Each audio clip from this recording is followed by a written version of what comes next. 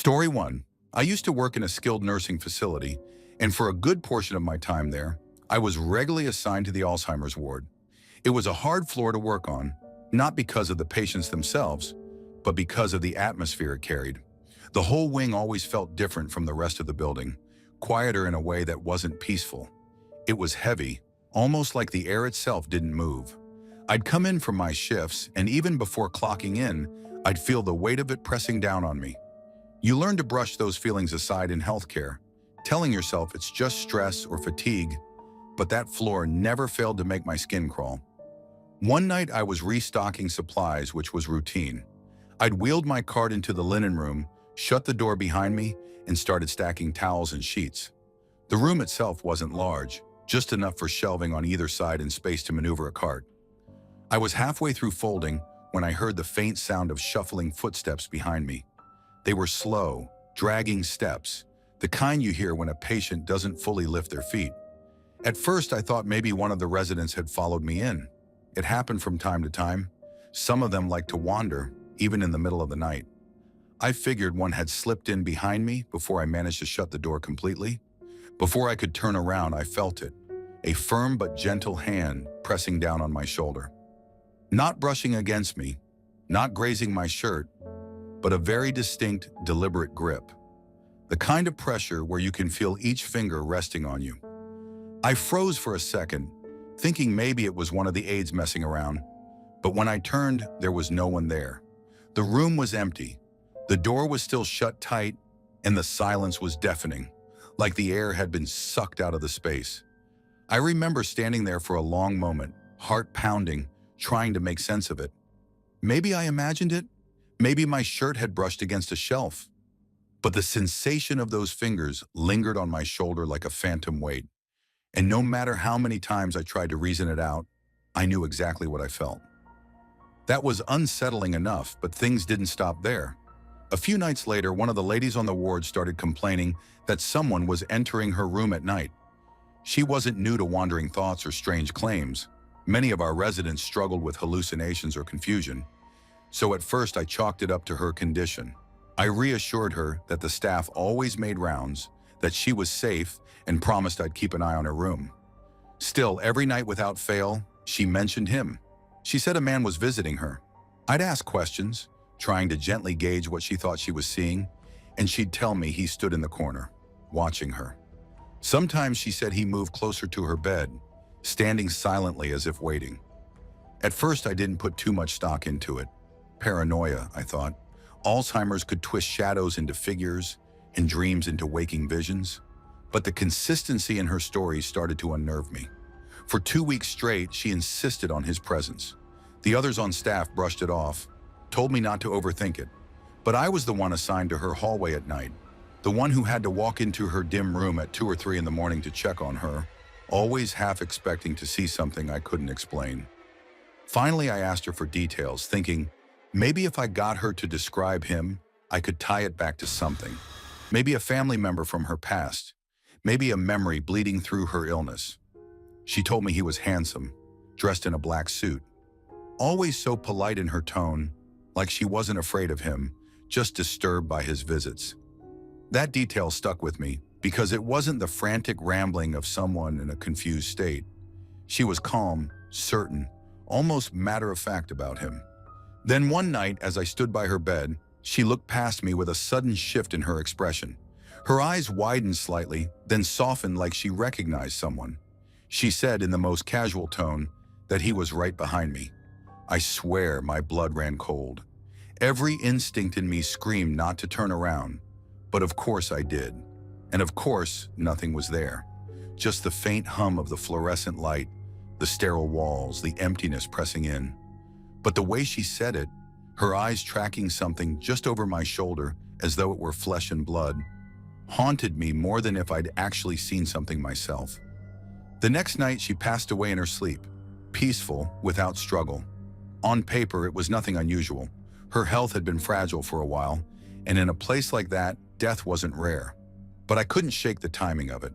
The weeks of her claiming a man in black visited her every night, the certainty in her voice, the way she pointed him out as if he stood in the room with us, unseen by me but real to her. And then, less than 24 hours later, she was gone. People have asked me since if I think it was a ghost, some kind of Grim Reaper figure coming to collect her. I honestly don't know. Maybe it was her mind creating a final story for itself. Maybe it was stress, or shadows, or the way the brain works when it's fading. But even as I try to rationalize it, the memory of that unseen hand on my shoulder and the calm certainty in her eyes when she said he was standing right behind me, that's what keeps me awake some nights. I tell myself it could all be explained away, but deep down, I don't believe it. Story 2. I've been an LPN for almost 10 years now, and I've spent most of that time working in long-term care. Anyone who has worked in these kinds of facilities will tell you that death is part of the rhythm of the job. You get used to the signs, the subtle shifts in breathing, the way a resident's skin tone changes, or even just the silence that settles in around them. What I didn't expect, though, was how often the residents see things that don't make sense, things that seem to belong to the world between here and whatever comes after. When I first started, I figured it was just the medication, the delirium, or the brain shutting down at the end. We'd hear stories from the night staff about residents sitting up suddenly, reaching towards something no one else could see, or whispering to people who weren't there. I brushed it off, but after a few years, and after working at multiple facilities, I began noticing a disturbing pattern. At one of the nursing homes where I spent a lot of shifts, the dying residents all seemed to see the same thing. It wasn't the usual, "my mother's waiting for me," or "angels are in the corner" type of thing. No, this was stranger. A lot of them described seeing a little girl. She was always described the same way, though they never compared notes and often weren't even lucid. They'd say she was maybe 7 or 8 years old, dark hair and pigtails, wearing a dress that looked old-fashioned or like Sunday clothes, and she was always eating an ice cream cone. That part always stuck with me. This bizarrely normal detail in the middle of something so unsettling. The first time I heard it, one of my palliative residents kept staring at the foot of his bed. He mumbled that the girl had dropped some ice cream on the floor. I thought he was just confused. But the next morning, he was gone. A week later, a different resident mentioned the same girl, described the sticky chocolate on her hands, and again that night, she passed away. After the third or fourth time, the staff started joking nervously about the ice cream girl making her rounds. Joking helped, but the more often it happened, the less funny it became. I personally witnessed 6 or 7 residents in that one facility describe her before dying, and the descriptions were never vague. One woman, nearly blind, told me that the girl was leaning against her dresser, happily licking vanilla ice cream. Another man whispered that the girl was dripping strawberry on his sheets.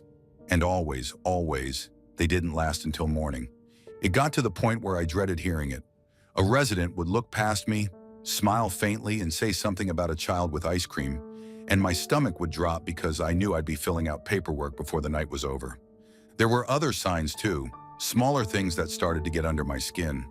Cold drafts in rooms where the windows were sealed shut, call lights going off in empty rooms, wheelchairs left against the wall found pushed into the middle of the hallway. One night I was doing rounds and heard what sounded like little footsteps in the corridor. Quick, light, like a child running barefoot. I turned the corner, expecting maybe a confused resident wandering around, but the hall was empty. All the doors were shut, the lights dimmed, and I felt that prickling sensation along my neck like I was being watched.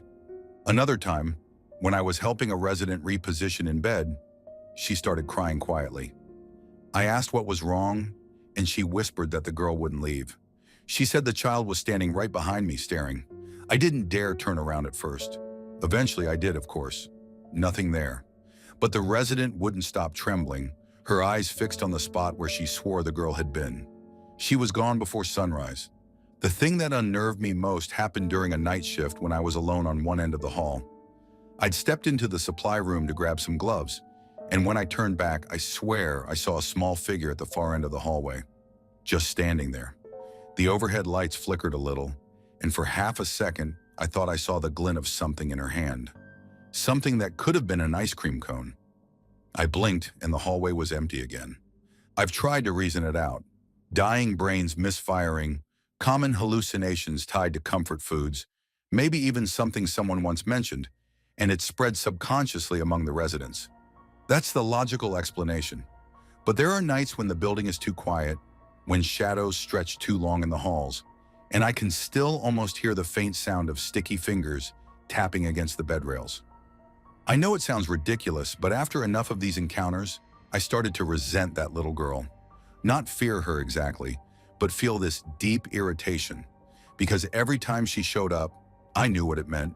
Hours of paperwork, grieving families to call, and another empty bed by morning. I'd catch myself muttering under my breath that I wish she'd go bother someone else. But she always came back. Always. So I don't know what's worse. The possibility that I've been glimpsing some kind of grim omen wandering the halls of a nursing home, or that my brain has started to expect her, filling in the silence with the image of a child who never really existed. Either way, I can't shake the feeling that one day, when my own time comes, she'll be standing at the foot of my bed, smiling with melted ice cream dripping down her hand. Story 3. I've worked in hospitals for most of my adult life, and I can honestly say I'm not the kind of person who scares easily. You get desensitized to a lot of things when you work around sickness, death, and the general chaos of human suffering on a daily basis. But one part of the hospital has always unsettled me: the morgue. I wasn't stationed there full-time, but every so often my duties took me down into the basement, where the air was always colder, the lights always seemed a little too dim, and the silence carried this kind of heavy weight that pressed down on you. It started with noises. That's what everyone says about haunted places, right? But I swear I began to hear them long before anyone mentioned it. Whenever I went into the morgue late at night to drop something off or assist with paperwork, I'd hear faint sounds coming from the freezer. At first it was just what I thought were creaks, old pipes maybe, or the compressor kicking on. The building itself is ancient, so noises aren't anything unusual. But the strange thing was the rhythm. It didn't sound random like metal contracting or water running through pipes. It sounded deliberate, like a steady tapping, sometimes a triple knock, sometimes one long bang, followed by silence. I brushed it off the first few times, told myself it was just me being on edge because of the setting, but after a while, it started happening almost every time I went down there at night, always from the same section of the freezer.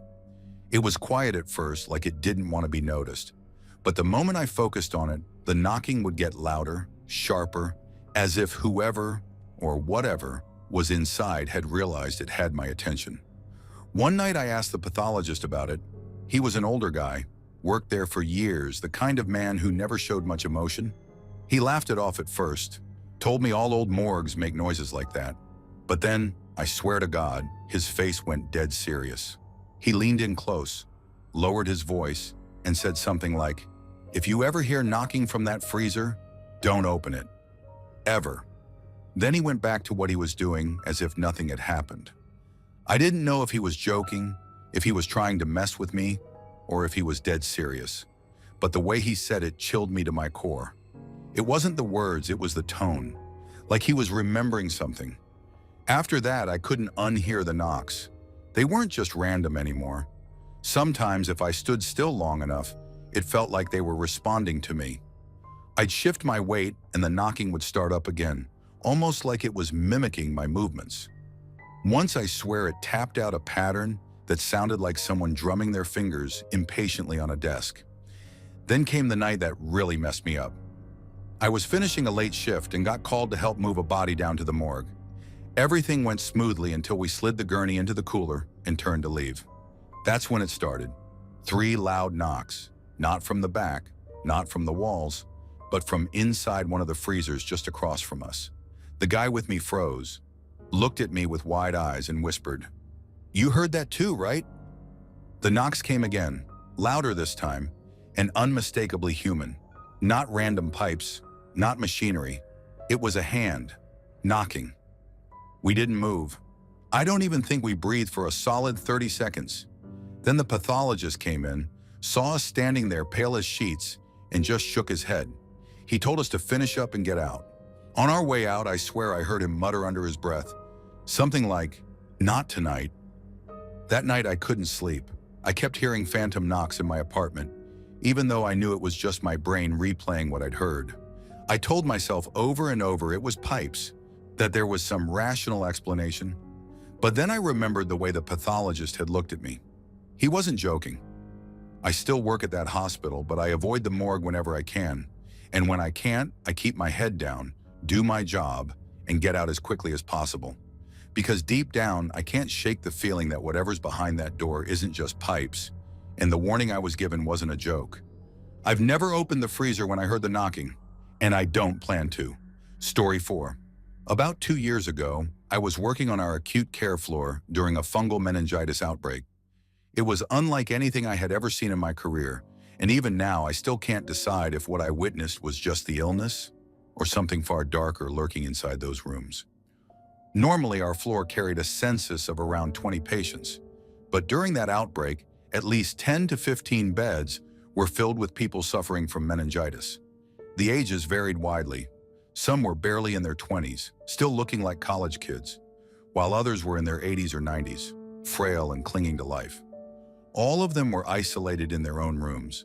No contact with one another, no possibility of sharing stories, and certainly no chance of overhearing what was happening in the room next door. At first, it seemed like just the typical symptoms of a bad infection: headaches, fevers, sensitivity to light.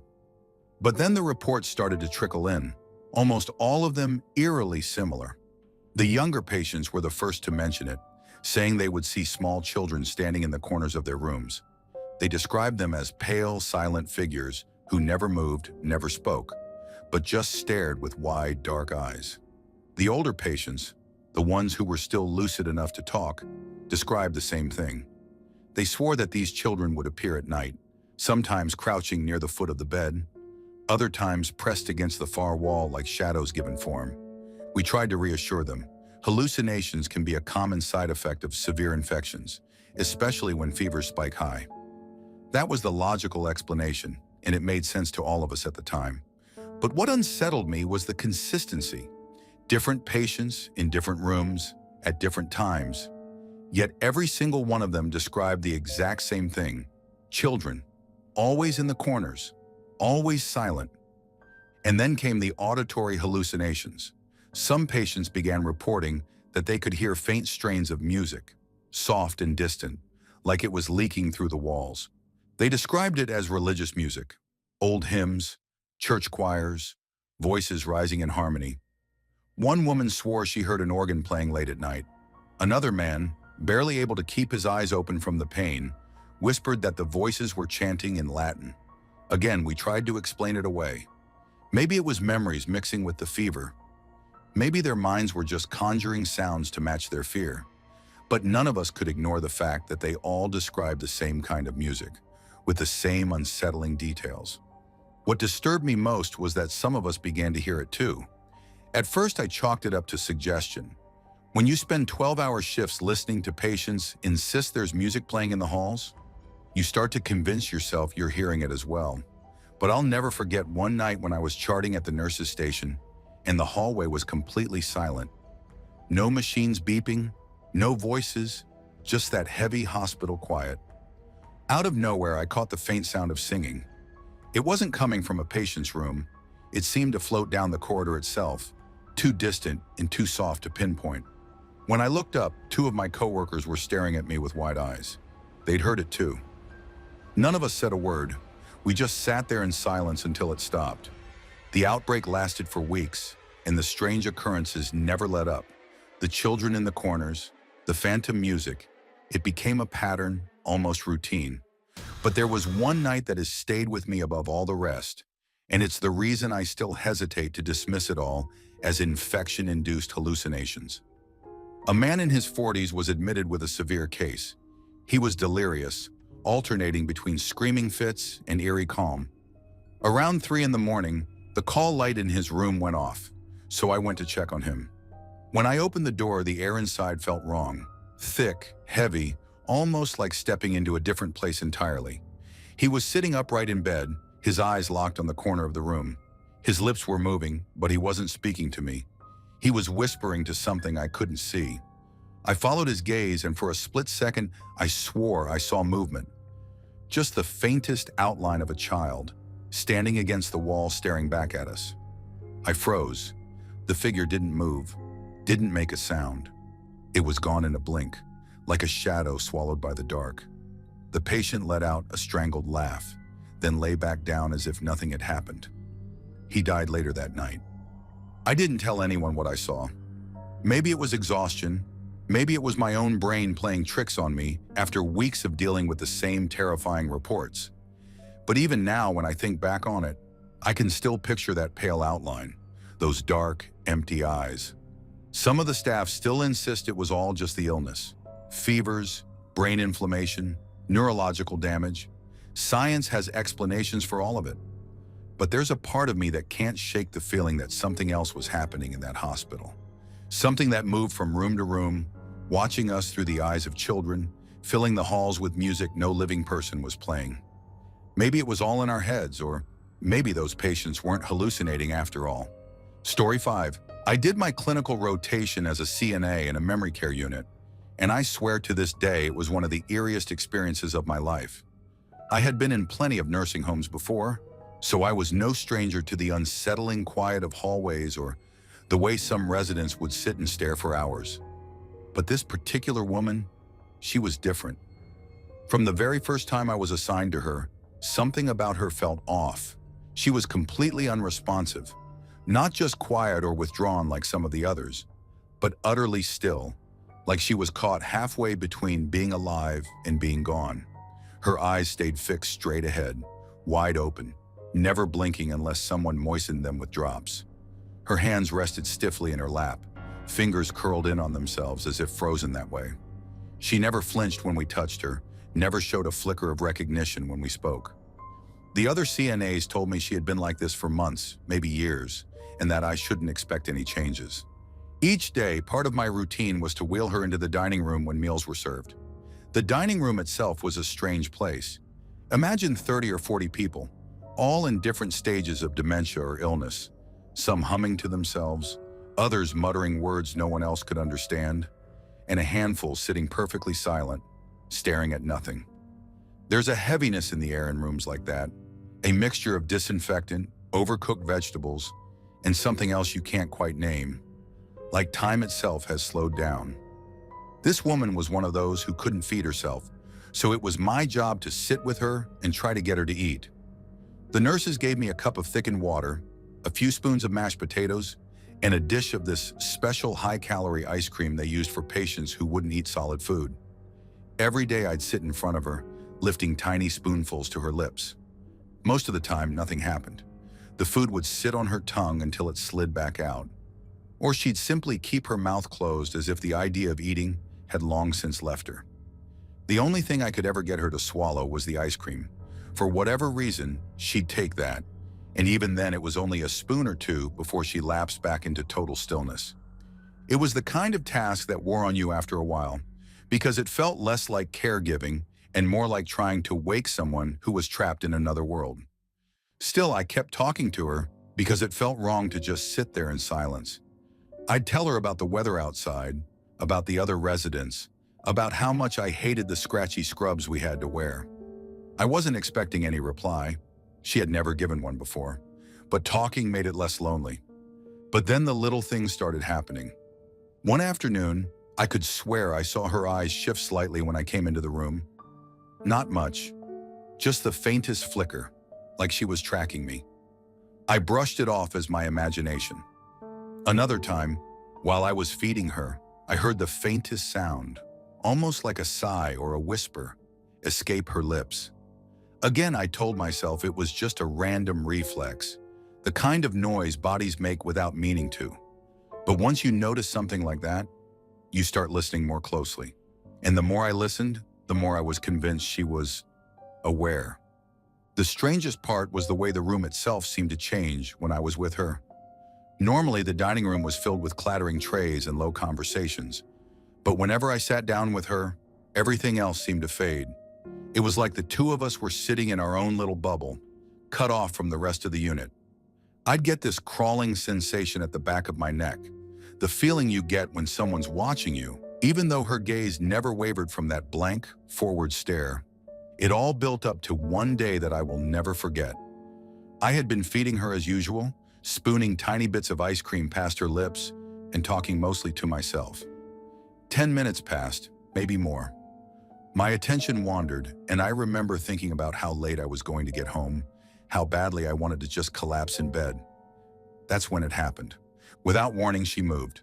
Not a twitch, not a reflex, but a deliberate, slow motion. Her head turned toward me inch by inch, until her eyes were directly on mine. And then, in a voice that was faint but clear, she greeted me. It wasn't random babble or slurred nonsense like some of the residents occasionally muttered. It was unmistakable words, a calm, almost cheerful acknowledgement. Before I could even process what had happened, her head turned back again, just as slowly, and she returned to her blank, motionless state. Not another sound, not another flicker of awareness. I froze in place, the spoon still in my hand. My heart was hammering, and I remember looking around the room to see if anyone else had noticed, but no one had. Everyone else was wrapped up in their own worlds, eating, muttering, staring. It was just me and her, and whatever had just happened between us. For the rest of my shift, I kept replaying it in my mind, trying to rationalize it. Maybe it was a moment of lucidity. Maybe her brain had sparked in just the right way to form a sentence, like a dying light bulb flickering before it goes out. The nurses later shrugged when I told them and said it wasn't unheard of, but the way it happened, the timing, the way she looked right at me, the clarity of her tone, it didn't feel random, it felt intentional. I still don't know what to make of it. Maybe it was a glitch of the human brain, some strange burst of consciousness in a body that had been unresponsive for years. Or maybe, just maybe, it was something else. Whatever it was, it shook me in a way I've never been able to forget. Story 6. I've been working nights for about 4 years now in a nursing home. It's one of those older facilities, the kind with long, dimly lit hallways that always smell faintly of antiseptic and something older you can't quite place, like stale paper or mildew that seeped into the walls. At first, I thought I'd get used to it. Most nights are routine: medication rounds, repositioning patients, checking vitals, answering call bells. But if you work nights long enough, you notice that the building itself feels different after midnight. The quiet stops feeling peaceful and starts feeling like it's holding its breath. There was one patient I'll never forget.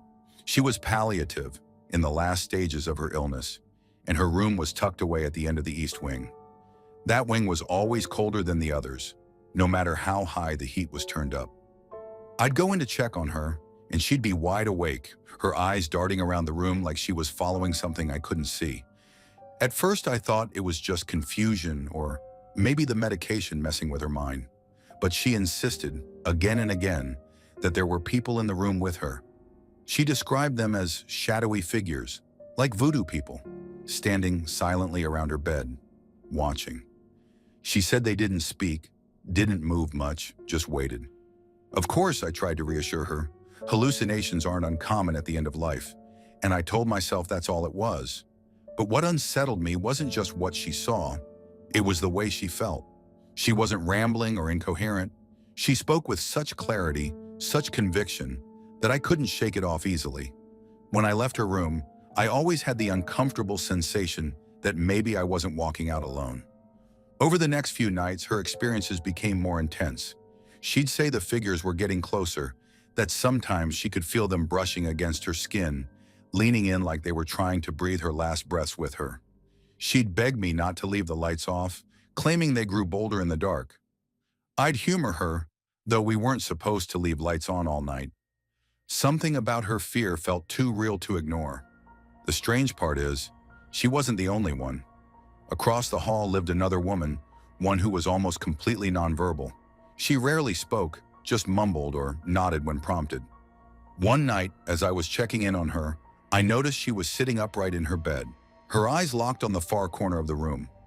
Her breathing was shallow, her expression wide and alert in a way I'd never seen before. I asked her if she was okay, if she needed anything. She didn't answer, just raised a trembling finger and pointed to the same empty corner. Then in a voice that sounded dry from disuse, she whispered something I'll never forget. "They're here too." I froze. My stomach dropped. She shouldn't have known anything about what the other patient was seeing. They didn't talk to each other, and I hadn't mentioned it aloud. The hair on my arm stood up. and I felt that prickling sensation on the back of my neck, the one that makes you feel like you're being stared at. That was the first time I started second-guessing the easy explanations. Yes, hallucinations are common. Yes, dementia and medications can play tricks on the mind. But two patients across the hall from each other, both describing the same thing, both pointing to the same corners, the same shadows, that wasn't so easy to brush off. Things escalated in subtle ways after that. Call lights from empty rooms would flicker on in the middle of the night, and when we'd check, the room would be freezing cold, far colder than the rest of the hallway. We'd hear soft footsteps in the corridor when we knew every patient was accounted for, tucked into bed. Once I heard what I thought was quiet chanting, low, rhythmic, almost like a hum, coming from the east wing.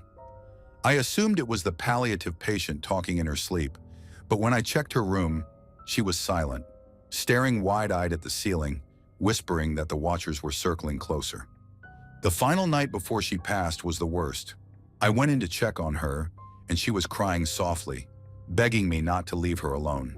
She said they were crowding around her bed, leaning over her, waiting for her last breath. She said she could feel the weight of them pressing down on her chest, like the air itself was being stolen away. I stayed with her longer than I should have, holding her hand, trying not to look into the corners of the room where the shadows seemed just a little too thick. Around 3 in the morning, the woman across the hall began screaming, loud panicked shrieks that echoed down the hallway. She'd never screamed before, not once. When I rushed in, she was thrashing in her bed, her eyes fixed on the doorway as if someone had just walked past. I calmed her as best I could, but the look on her face was pure terror. When I went back to check on the palliative patient minutes later, she was gone. Peaceful finally, but gone. The room felt heavy, like the air had been sucked out of it, and for the first time in all my years working there, I couldn't bring myself to stay in that room alone. Maybe it was all a coincidence. Maybe it was just failing minds, medications, the strange way the body reacts when it's close to the end. That's the explanation I try to cling to. But sometimes when I walk down that east wing, I still feel that same cold prickle along my skin, that sense of being watched from just beyond the edge of the light. And I wonder if those watchers are still there, waiting for the next soul to take. Story 7. I used to work in a personal care home a few years back, and to this day there are some things I witnessed there that I can't really explain. Most people assume hospitals and nursing homes are bound to have strange stories, but it's different when you're actually the one walking those halls at night, trying to convince yourself you're not losing your mind. The place itself wasn't that old, but death was a constant presence. People came there to live out their final days, and you get used to losing residents after a while. What you don't get used to are the little things that happen afterward. For instance, the call bells. Every room had one.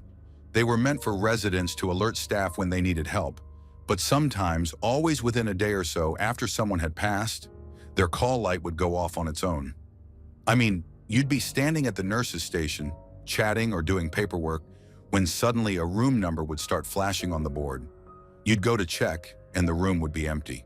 No one inside, bed stripped, curtains open, and yet the call button had been pressed. Maintenance checked them more than once, trying to explain it as faulty wiring, but it only ever happened after someone had just died. It never once happened in an occupied room. You could brush it off, of course, but it set this strange tone around the unit. Some staff shrugged it off and joked that it was the residents' way of saying goodbye. Others were visibly shaken, not wanting to walk alone down the hallway to silence a light in an empty room. For me, I was unsettled, but it didn't fully rattle me until one particular incident. There was this one resident, a man I'll never forget, who had dementia but was still relatively mobile. He would pace the hallways, trying doors, always gravitating to one in particular at the end of the secured wing. That exit had an alarm because we couldn't have residents wandering outside. He was determined though, and we'd often have to gently guide him back. He was one of those people you just associated with movement, with the steady sound of footsteps going up and down the hall. Then came the night he passed. It wasn't peaceful. He went into cardiac arrest, and because he was a full code, the nurses had to perform CPR right there in the room. The scene was chaotic. Compressions, the crash cart, staff rushing in and out. Despite their best efforts, he didn't make it. The atmosphere after was heavy. Some staff cried. Others tried to go about their duties in silence. For me, the image of his last moments stuck in my head more than I wanted to admit. That same night on the midnight shift, the strange stuff started. Staff swore they saw him. Not his body, obviously. We knew where that was. But him. His figure at the far end of the hallway, moving just like he always did, shoulders slightly hunched, shuffling steps. The kind of walk you recognize instantly when you've worked with someone long enough. They didn't dare call out to him. Instead, they froze, convinced their eyes were playing tricks on them, until he seemed to fade into the shadows. And then, not long after, the alarm on the very door he always tried to get through suddenly blared. The secured exit he had pulled at 100 times before. There was no one near it when staff ran down to check. The alarm doesn't just go off, it has to be pushed, yanked, tampered with in some way. But the hall was empty. You could argue that maybe it was a mechanical glitch. Maybe the door was faulty, or maybe the stress of the night had everyone seeing things. But here's what sticks with me: the timing. The call bells that would only ever ring after death. The shadowy figure walking down the hallway hours after his passing. And the one alarm, the exact door he always went for, screaming in the middle of the night when no living soul was there to touch it. I'll never know for sure what happened, but it shook everyone on that shift. Even the ones who laughed at the call bells before wouldn't joke that night. Some swore they felt a chill as they walked past that hallway for weeks afterward, like someone was pacing just behind them, never quite in sight. I don't claim to know what it was, whether it was grief playing tricks on us, the power of habit somehow lingering, or something we can't explain. But that was the only time I felt like maybe the residents didn't always leave when their bodies did. Story 8. I work in a cardiovascular surgical ICU, and I'll be honest, it's not the kind of place anyone would call comforting. Even on normal nights, the atmosphere is heavy. The air always feels recycled, too sterile yet too tired at the same time. Like the walls themselves have soaked up every fear, every whispered prayer, every last breath that's ever passed through. We deal with people on the edge of life constantly, and when you spend enough time around that kind of energy, the line between the physical and whatever comes after starts to blur. Or at least that's what I tell myself to explain away some of the things we see. It started during one of those endless night shifts, the kind where the lights buzz faintly overhead and the halls seem too long, too empty, as if the building stretches itself out after midnight. A patient in one of the corner rooms pressed their call button and told us that a black cat had wandered into their room. They weren't joking about it either. This patient was terrified, insisting that it was sitting near the foot of their bed, hissing low in its throat, as if daring them to move. At first, we brushed it off. Patients fresh from surgery are often confused, hallucinations aren't uncommon, and fear plays cruel tricks. But the description was so vivid, so detailed, that one of the night nurses actually walked in to check. No cat, just a pale, trembling patient pointing toward an empty spot on the floor. Not even an hour later, another call came in, this time from the opposite corner of the unit. Different patient, different history, but the same exact story. A black cat had been pacing along the edge of the bed, circling, watching. It had hissed at them too, its eyes glowing faintly in the dark. The description matched word for word what the first patient had said. Same animal, same behavior. Now our unit is shaped like a perfect square, with 4 corner rooms facing out like sentinels. By the time the third patient brought it up, this one claiming the cat had appeared near the ceiling vent before slinking into the shadows by the IV stand. We were unsettled. Nobody wanted to admit it, but the identical accounts were too strange to ignore. These weren't patients sharing stories with each other. They were isolated in their own rooms. Yet all of them described the same hostile animal with uncanny precision. I remember the way the atmosphere shifted after that third report. The unit felt different. The hallway lights seemed dimmer, and every corner looked a little too dark. We nurses exchanged glances without saying much, but the fear was written all over our faces. We didn't want to spook each other further, but it was already happening. The silence of the unit grew oppressive. The hum of the machines and monitors became almost deafening, like the walls themselves were listening. When the fourth corner patient rang out, I felt my stomach drop. This one insisted that the cat had leapt up onto their chest, crushing the air out of their lungs, before vanishing the moment they screamed. We couldn't ignore it anymore. Half the unit had seen the same impossible thing. We put our work on hold long enough to do a full sweep of the place, searching for an actual animal. We checked under beds, in closets, behind medical carts. We opened supply closets and linen bins, convinced we'd find a stray trapped in the hospital. Security was called in, and even the plant operations team came through with flashlights, crawling along the vents and corners. Nothing. Not a single trace of paw prints, fur, or even the faintest sound of claws on tile. You'd think that would have eased our nerves, but it didn't. It only made it worse. Because if there wasn't a cat in the building, what exactly had 4 patients in 4 different rooms described in such vivid detail? The strangeness didn't stop there. Over the next few hours, the corner rooms grew restless. Alarms on monitors would flicker without cause. Patients complained of cold drafts, though the vents were working fine, and more than one swore they could hear faint scratching noises along the walls. The unmistakable sound of claws dragging lightly against metal. A few of us heard it too, though no one wanted to admit it out loud. The air felt heavier in those rooms, charged like the way it feels right before a thunderstorm. By dawn, 2 of the 4 patients who had reported seeing the cat coded. One went quickly. The other fought for hours before slipping away.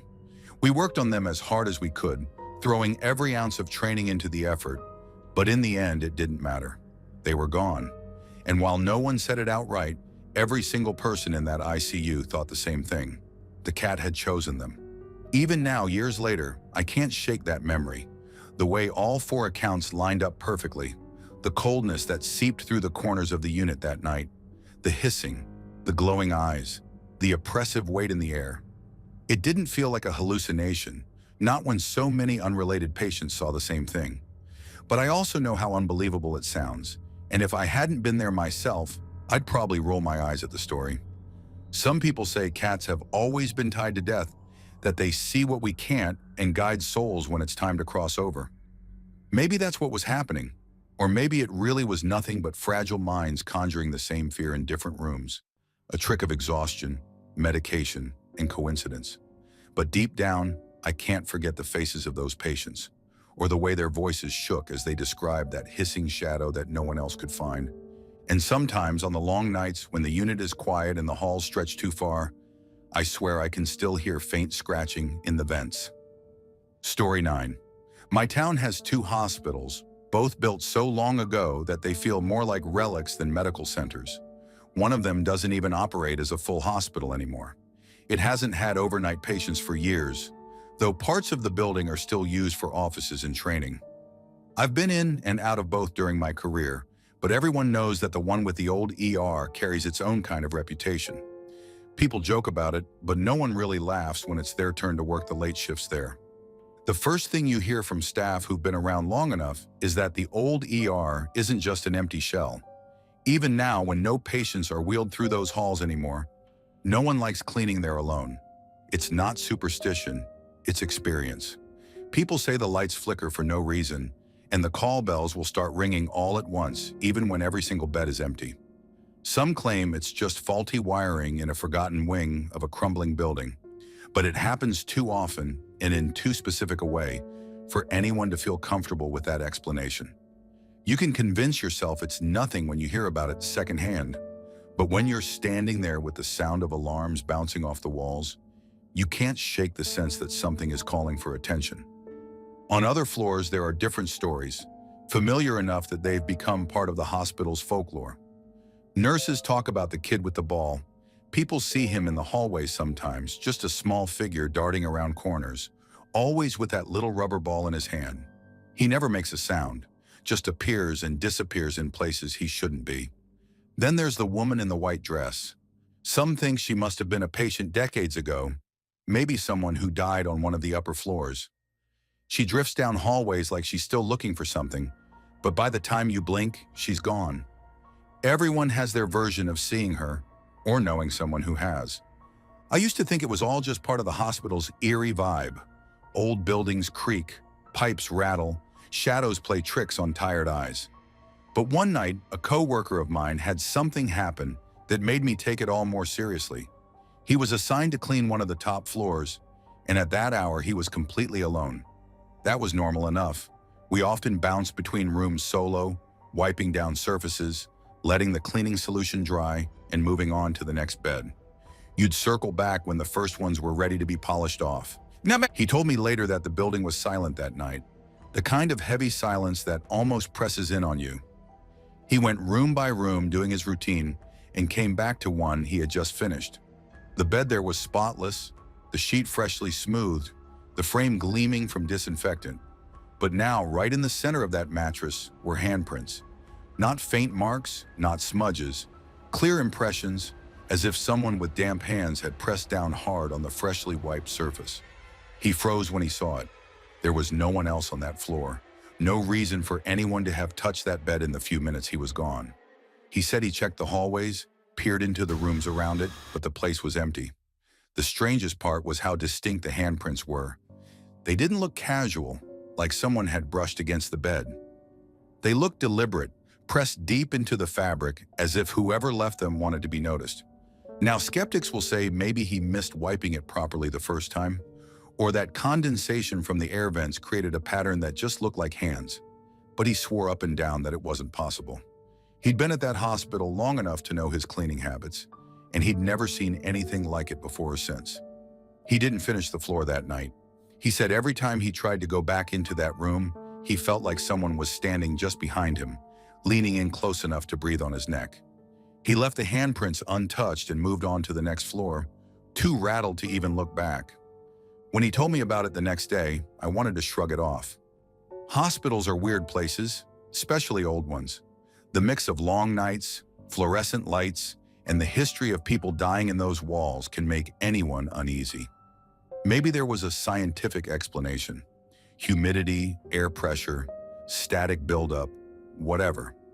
But even as I tried to rationalize it, I couldn't shake the look on his face when he described those handprints. He wasn't the type to scare easily, and he sure as hell wasn't the type to make up a story for attention. Now, whenever I'm assigned to that building, especially on the night shifts, I can't help but think about that bed, about how empty hallways can suddenly feel crowded, how lights and call bells might be more than just faulty wiring, and how some handprints aren't so easy to explain away. Story 10. I work midnights in a long-term care facility, and for the most part, the nights are quiet, at least in the way that hospitals can ever really be quiet. The hum of oxygen machines, the distant beeping of monitors, the occasional shuffle of footsteps from the night shift staff, it all blends into this background noise you get used to after a while. You start to think of it as silence, even though it never really is. I'm a nurse's assistant, usually responsible for a handful of residents, most of them older and dealing with advanced illnesses that keep them bedbound. Two of my regulars are men in their 70s, both with severe dementia and late-stage Parkinson's. Neither of them can communicate, and neither can move enough to use their call lights. Still, as part of standard procedure, we keep the lights looped around their bed rails, just in case. It's one of those things you do more out of routine than necessity. One night, somewhere around 2 in the morning, the call light for one of their rooms went off. At first, I wasn't alarmed. Sometimes the wires get jostled, or someone accidentally brushes against it when repositioning the patient. But what struck me immediately was the fact that neither of these men could press it. I walked down the hall, already uneasy, and found the small red light glowing on the wall above their doorway. Inside, both of them were fast asleep. Their hands were nowhere near the cords, and their limited mobility made it impossible for them to have done it anyway. Still, I turned the light off, reassured myself it must have been some electrical glitch, and left. I barely made it 2 doors down when the same call light buzzed again. I froze in the hallway, the red glow reflecting against the floor tiles, the faint buzzing hum filling the otherwise empty corridor. This time I walked back slower, half expecting someone to be awake. Maybe one of the men had done something unexpected, but when I stepped inside, my stomach dropped. Both call light cords were unplugged from the wall and thrown under the beds. Not just dangling loosely, actually tossed beneath the frames, as though someone had yanked them out deliberately. The 2 men were still asleep, both lying in the same positions I'd left them in minutes earlier. I stood there for a good 30 seconds, staring at the cords under the beds, debating if I'd lost my mind or if I'd somehow overlooked this earlier. Eventually, I crouched down, retrieved the cords, plugged them back in, and tried not to think too much about it. The night dragged on after that, and though nothing else happened with the lights, I couldn't shake the feeling that something was off in that wing. At one point while checking vitals, I caught sight of what I thought was a shadow standing just at the edge of another resident's bed. It wasn't one of the staff. I would have heard their shoes, and we usually announce ourselves to each other so no one gets startled. The shadow didn't move, didn't shift, but when I blinked, it was gone.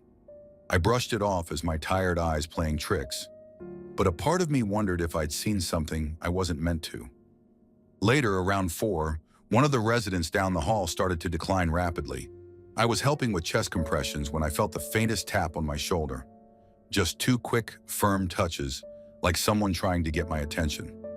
I turned my head, expecting to see one of the nurses signaling me, but no one was there. Everyone else was at the bedside, their hands occupied, their eyes on the patient. The space behind me was empty, yet the sensation had been so clear, so real. Moments later, the patient flatlined, and I couldn't shake the thought that whatever tapped me had been telling me she was already gone. It's hard to explain these things without sounding dramatic. I don't consider myself a believer in ghosts. I've spent years in healthcare, and I know there are a million ways stress, exhaustion, or even faulty equipment can mess with your head. Call lights malfunction, shadows play tricks, and maybe I imagine that tap out of pure adrenaline. But when all of these moments line up in the same night, the unplugged lights that switched on anyway, the shadow by the dying, the tap on the shoulder just before a patient passed, it makes you wonder if there's more happening around us than we can explain. That shift left me rattled in a way few others have. I kept going over it in my head, trying to find logical explanations, but every time I came up short. Maybe it was all a coincidence. Maybe it was all stress and sleep deprivation. Or maybe, just maybe, some things linger in these halls, things we catch only glimpses of in the quiet hours of the night. I still don't claim to believe in ghosts, but I'll admit that night made me question it more than I ever had before. Thanks for watching. Don't leave before leaving a like to this video. Also hit the subscribe button to support my work. And as always, have a horrific nightmare, my dear.